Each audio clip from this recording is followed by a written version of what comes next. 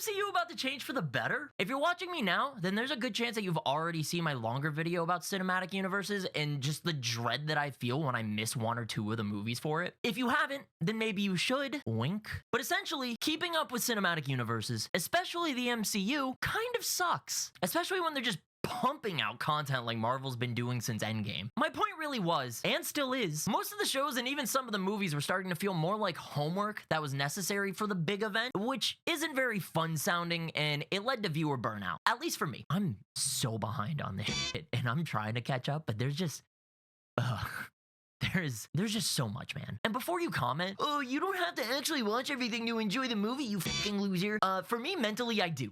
Okay? I'm one of those freaks who really wants to comprehend and enjoy the full story and like get all the references so that way I can actually enjoy the movie. It's called being invested or autism. I don't know. But it seems that someone over at Disney or Marvel is maybe a fan and saw my video. Maybe they even follow me on here. Maybe leave some likes on my content. JK. And wink.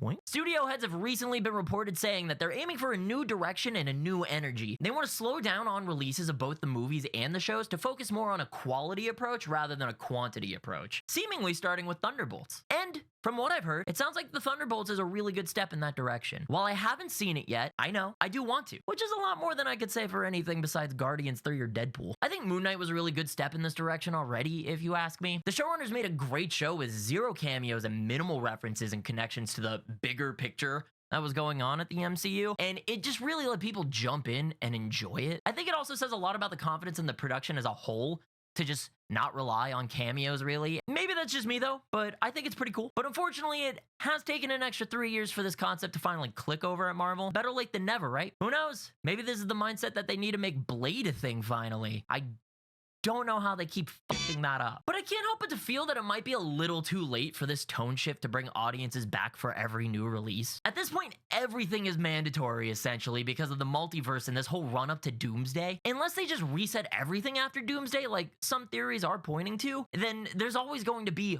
homework for the next big release. I don't know. Since we're stuck with the multiverse concept, maybe it'd be a good idea to just separate teams into their own universes and focus on those worlds. Kind of like how Marvel movies were before the big Disney buyouts. The new Fantastic Four movie sounds like it's doing something similar to that idea, which has me pretty interested, but they've already brought it into this multiverse saga bullshit before it even came out, so yay. I guess the big point is that maybe if they stop pumping out shows for every hero or slow down on the massive team-up movies, then maybe I can be caught up before GTA 7, or I turn 90. Probably both are gonna happen in the same year. But hey, Marvel fans, what do you think?